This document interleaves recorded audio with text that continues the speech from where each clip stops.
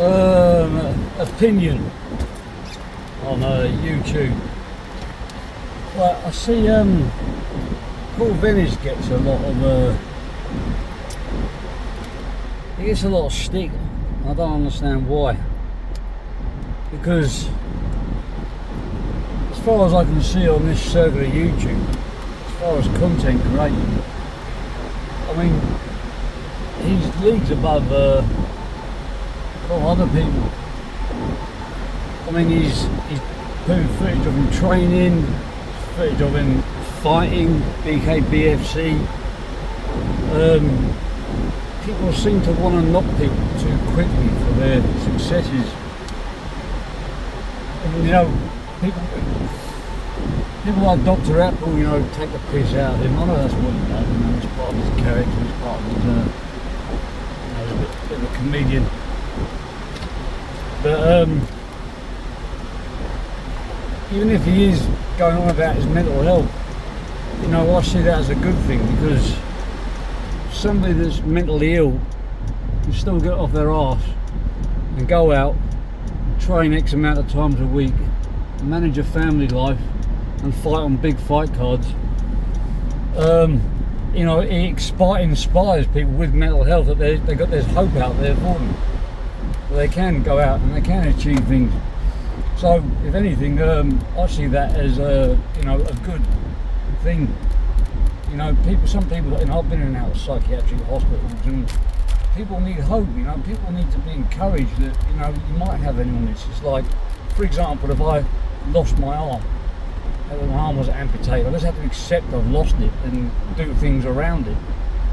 You know, it's just the way it is. Dr. Ratpool, you know, I like Dr. Ratpool's content, but, you know, I think he says he gets like £60 a month, which is pretty good considering he just turns his camera on and gives his opinion about All Us Undateable. You know, fair play to him, but he does do it in a very comical way. You know, I take my hat to him, but as far as, you know, YouTube content creators, you know, Dr. Apple versus Paul Venice, I think Paul Venice is leagues above you, Dr. Apple. Then again, I do tune in to watch every video you make, because I find them absolutely hilarious.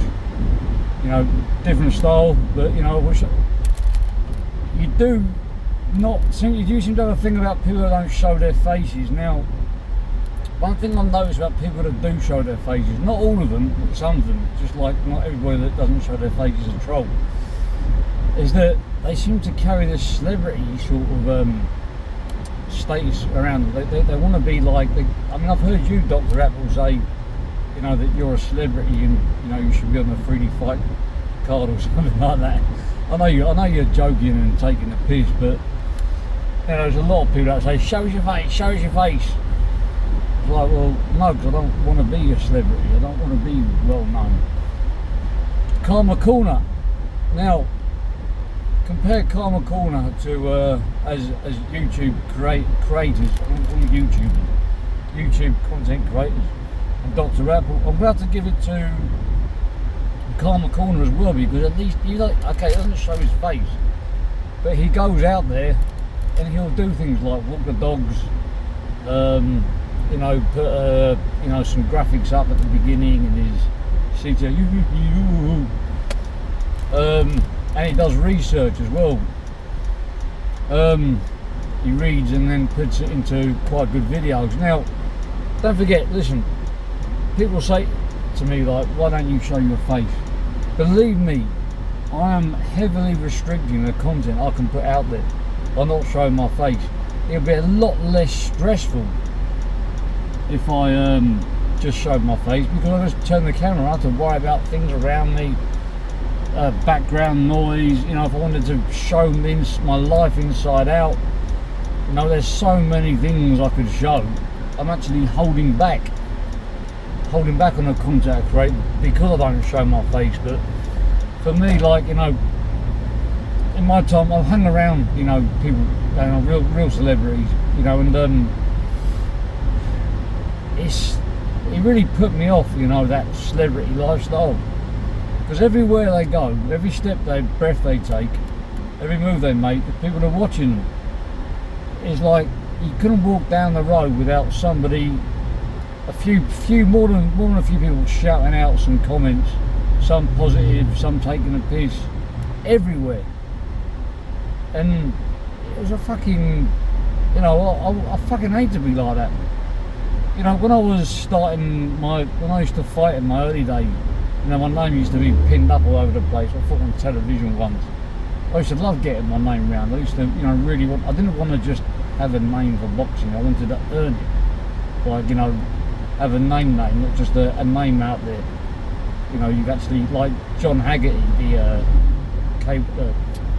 the one championship champion, you know, something like that. You actually earn your name. You see, I don't think I earned it enough to be able to put it out there. But then I decided, you know, when I started to enjoy my life out here a bit more and not just train all day, that I didn't want that lifestyle. I like to be under the radar, I like to ears open, mouth shut. Easier said than done on YouTube. I don't shut up. I don't shut up outside YouTube, but I was talking about 90% absolute bollocks. The things which I should be proud of, I don't even talk about. Even my boxing career, for some reason I talk more about the fights that I've lost than the ones where I won. It's strange, I don't understand it myself. Even somebody said to me, it's like, have you actually ever won a fight? Because you always talk about the fights you lost. Yeah, of course I have, but I just, for some reason, the fights I won are just like nothing to me. The fights I lost, they sort of eat away at me more and they make me remember. Is he sticking his finger up in me? It could be in the, you could add up one number of fights if he fucking is. Anyway, yeah, so that's just my opinion. Paul Venish, Dr. Rackball, and Karma Corner. I should probably add Danny Krishney in there as well, just before I go. Danny Krishney, I've got a lot of respect for Danny Krishney because he turned his life around. You know, he's another, you know, glimmer of hope for people which, you know, down in the dumps, you know, they've got a part, well, at the moment, at that time it's not a past, but it's never too late to turn your life around and make life not just better for yourself, but people around you, and that's what I take positivity from success stories. You know, even though people have done bad things, that they've owned them up and they've see, it's one thing owning up to your past, but that's one thing. The other thing is actually doing something about it, going out and going through the trauma of getting help. In some cases it's, you know, detoxing, counselling, doing what it takes to, you know, not just keep yourself safe, but people around you safe. And that takes a lot of patience, and that should inspire people rather than people just rip the piss out of them from their, you know, from their sofas and from the bedroom, you know, from behind their keyboards. You know, like, so people go out and actually achieve things and see what they went through to get to that stage. A lot of people that have succeeded in life, they've gone through absolute hell. And it's inspiration to people to turn their lives around. Anyway, that's my rant.